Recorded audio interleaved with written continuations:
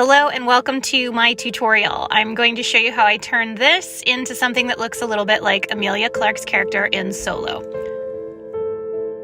I'm going to go ahead and put my hair back with a headband and get started. I've already washed my face and applied moisturizer, and now I'm going to be applying this Catrice Prime and Fine Primer. It's really great for helping with lines and wrinkles, and it's pretty inexpensive. So if you're looking for a good primer at a cheap price, I would recommend this stuff. While I let my primer set for a few seconds, I'm now going to apply my NYX eyeshadow base all over both of my eyelids.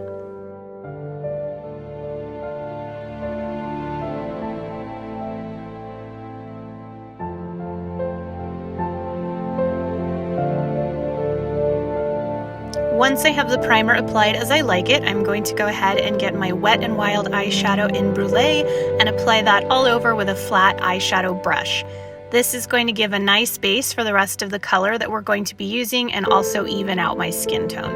This is an excellent base color, and I believe it's less than $1.50 at your local Walgreens or CVS, so I highly recommend it.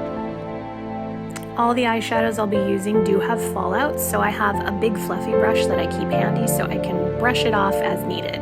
Now I'm going to take my NYX Avant Pop eyeshadow palette and use this dark olive color. I'm going to take a blending brush and start putting it in lightly into the crease to get the general shape I want, and then add more color so that it really defines the crease, as you can see here, and blend inward. If it gets too dark as you apply, don't worry about it, because you can use a secondary blending brush, which is actually what I'm going to do in a few minutes, and I'm going to use a back and forth motion with that other brush to diffuse the color and make it a little bit lighter. While the second brush is nice, it's not necessary. You can use the brush that you use originally, but just go a little bit lighter on the shadow so you have more to work with. Now that the color is how I want it, I'm going to take a makeup wipe and I'm going to clean up all the fallout that didn't get pushed away with my brush, and I'm also going to angle it up and towards my temple so I have a nice base for my winged liner when I apply it. Now that I'm happy with my crease color, I'm going back into the palette and using this lighter pink peach shade and applying it all over the lid. When you look at Qi'Ra's makeup, she has a nice nude lid with that smoky crease color, and it works great because of the shape of her eye. I'm trying to copy it as much as possible, but obviously I don't have the exact eye shape as Emilia Clarke. Once I'm happy with the overall look, I'm going to take that Wet n Wild Brûlée eyeshadow yet again, and I'm going to apply it up into my brow bone.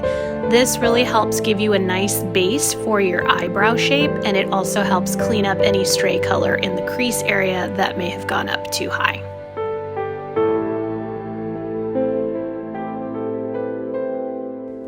Now on to foundation. I'm going to use my L'Oreal Infallible 24 Fresh Wear foundation and go ahead and apply it over my face with a damp beauty blender. A little bit of this goes a long way, and I have tested it and can confirm that it lasts a really long time without going flaky or patchy. This foundation is pretty strong, so you really only need one full base, but feel free to add more layers if you think you need it. Next, I'm going to take my L'Oreal Infallible Full Wear Concealer and apply it just under my eyes. The reason I'm doing that is because I want to have that highlight there so that the contour area that we're going to add will really pop. This concealer is amazing, but it does dry incredibly fast, so make sure you blend quickly once you have applied it to your skin.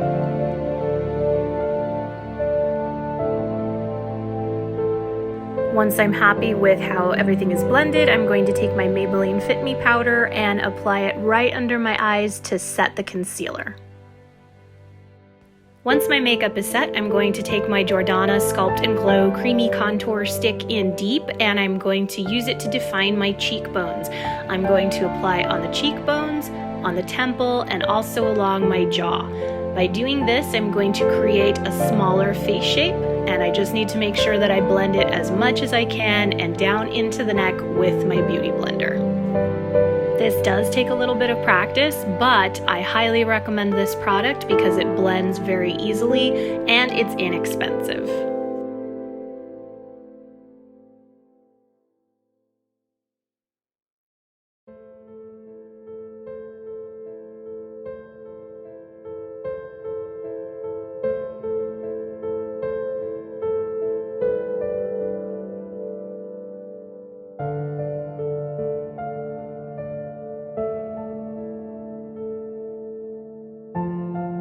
Once the contour is blended in, I'm going to take that Fit Me powder yet again, and I'm going to set everything and even out the tone all over my face.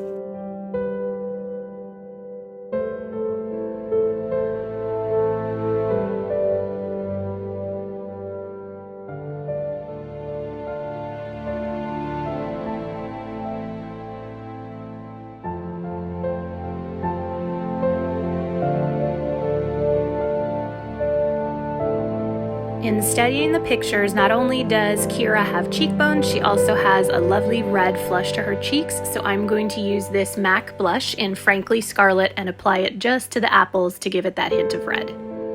Next, I'm going to take a makeup wipe and apply it right on my eyebrow to remove any product that may have accidentally been blended in. Using this picture as my reference, I'm going to take my Senna Brow Shaper Duo and brush and use it to give my brows a little more color and a little more fullness. I take my time with this by first shaping out the general arch that I want and then adding color accordingly. Notice I'm doing it in a flicking motion and not drawing it straight on. This helps it look a little more natural. If you're doing this and you feel you've gone a little too Groucho Marx, have a few Q-tips handy so you can wipe off the color as needed.